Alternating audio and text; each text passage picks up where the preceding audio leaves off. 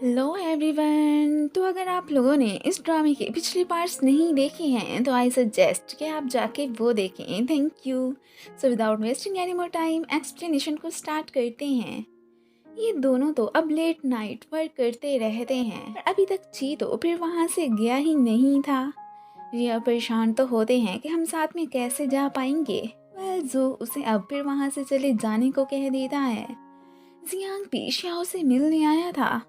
जी तो उसे ड्रॉप तक करने का कह देता है पर जो उसे मना कर देता है कि मैं खुद चला जाऊंगा, तुम घर जाके रेस्ट करो।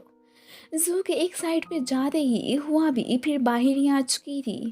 खैर जियांग का इंतज़ार तो अब ख़त्म ही होता है। श्याओ को बाहर आते देख के वो भाग के उसे अपने साथ ही डिनर करने को कहता है। वो भी अब चलने को मान ही गई थी। ये दोनों तो अब फिर अपनी बताई जगह पे मिल ही लेते हैं। जू उसका हाथ तो पकड़ना चाहता था पर नहीं पकड़ पाता। एक छोटे बच्चे की वजह से दोनों तो फिर एक दूसरे के बहुत क्लोज भी आ जाते हैं। अब तो फिर फाइनली जू ने इसका हैंड पकड़ ही लिया होता है। ची को इधर आते देख के ये तो जू को पकड़ ही लेती है। वो हैरान के आखिर ये दोनों इतनी रात को यहाँ पे क्या कर रहे हैं। वो उसे बताने लगती है कि मैं तो जू को एक्सरसाइज करवाने ही यहाँ पे लाई थी। फिर उसके सामने एक दूसरे से आर्ग्यूमेंट्स करते हुए फिर वहाँ से जाने ही लगते हैं। श्याओ और जियांग भी एक रेस्टोरेंट आ चुके थे। अपने दोस्त के बताए मशवरों पे अमल करते हुए वो पहले से अपनी बातों से इम्प्रेस करने की कोशिश करता है पर कोई फ़ायदा नहीं। ड्रिंक करते हुए श्याओ को इसके साथ बिताई रात याद आ जाती है। वो अब दोबारा ड्रंक हो के ऐसा नहीं करना चाहती थी। अब जियांग उसे अपनी बॉडी दिखा के इम्प्रेस करने लगता है। कभी पुशअप करता है तो कभी कुछ, पर उसके ऐसा करने का श्याओ पे तो कोई भी असर नहीं होता। वो बस हैरान होके उसे देखती ही रह जाती है कि आज ये इतना स्ट्रेंज बिहेव क्यों कर रहा है। दूसरी तरफ घर पे इंटरनेट पे फिर से आइडियाज देख के जू हुआ को अपने साथ हॉरर मूवी देखने को कहता है।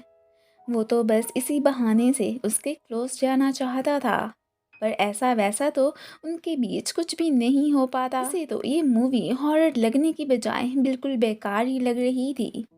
अपने सारे प्लान्स में नाकाम हो के जू तो फिर रूम में जाना ही बेहतर समझता है। सो नेक्स्ट डे ऑफिस में श्याओ को देख के हुआ नोट करती है कि जेंटलमैन्स को इम्प्रेस अपनी वीकनेस दिखा के भी किया जा सकता है। आज उसने ऐसा करके अपना काम ही कर लिया था। वह भी अब जू के पास जाके बॉटल ओपन करने को कहती है। साथ में अपनी अदाएं भी उसे दिखाने ही लगी थी। वो हैरान कि इसे क्या हो गया है। अब जू के इतने सारे सवालों पे ये तो तंगी आ जाती है।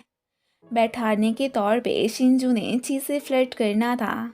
वो तो उसके पास जाके उसे केक ही खिलाने लगती है और इस बात से वो तो फिर एकदम इम्प्रेसिव हो चुका था।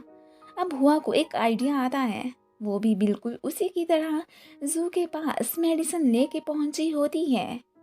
हुआ तो उसे बस आज सरप्राइजेज ही दिए जा रही थी। वो कंफ्यूज कि इसे आखिर हो क्या गया है, इतनी अजीब क्यों हरकतें कर रही है।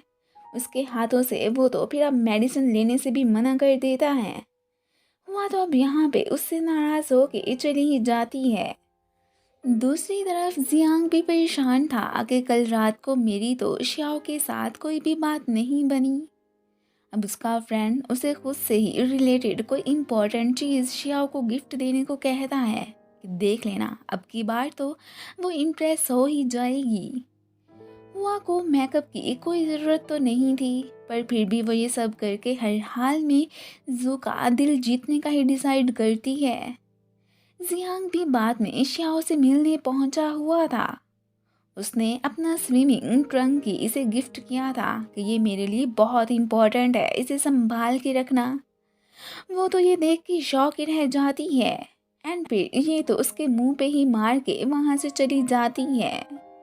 वो अभी मेकअप बाय करने आ चुकी थी पर जब देखती है कि ये तो बहुत ही ज़्यादा एक्सपेंसिव है तो इन्हें ना ही खरीदने का सोचती है। अब कुछ सस्ती सी चीज़ें लेके वो तो घर ही पहुंच आई थी। वो जो अब अपना इतना बुरा सा मेकअप करती है ये देख के जू भी डर ही गया था और उसे तो इवन के पहचान भी नहीं पाता। अब हुआ इमोशनल हो जाती है कि मैं क्या इतनी अगली लग रही हूँ, वो भी नॉर्मल गर्ल्स की तरह मेक ओवर करके एंड अपनी वीकनेस शो करवा के इसे इम्प्रेस करना चाहती थी। पर सुबह से सब उल्टा ही हो रहा था। बचपन से लेके अब तक वो तो कुंग फू प्रैक्टिस कर कर के काफ़ी स्ट्रांग हो चुकी थी, इसलिए उसमें कोई वीकनेस ही नहीं थी। इसी बात से वो काफ़ी अपसेट भी हो गई थी। अब यहाँ पर वो तो फिर उसके आंसू साफ करने लगता है एंड साथ में उसे ये भी कहता है कि तुम जैसी भी हो मुझे अच्छी लगती हो, ये सब करने की कोई भी ज़रूरत नहीं है।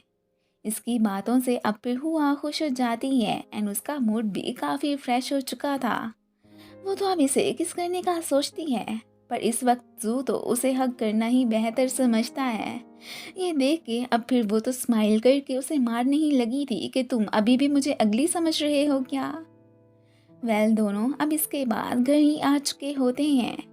जू तो हुआ का हाथ ही नहीं छोड़ रहा था। कल उसकी इम्पोर्टेंट मीटिंग थी तो हुआ उसे जल्दी से जाके रेस्ट करने को कहती है, पर ये तो आगे से उसे आज रात अपने रूम में आके सोने का कह देता है। ये सुन के वो तो एकदम सरप्राइज रह जाती है एंड फिर बाद में ब्लश करती हुई वहाँ से जाने ही लगी थी। इसी के साथ ही फिर ये पार्ट ख़त्म हो जाता है। Thanks for watching. And guys, अगर आप लोगों को मेरी वीडियो अच्छी लगती है तो प्लीज़ इसे लाइक शेयर एंड कमेंट भी कर दिया करें। एंड अगर आप लोगों ने अभी तक मेरे चैनल को सब्सक्राइब नहीं किया है तो please subscribe to my channel.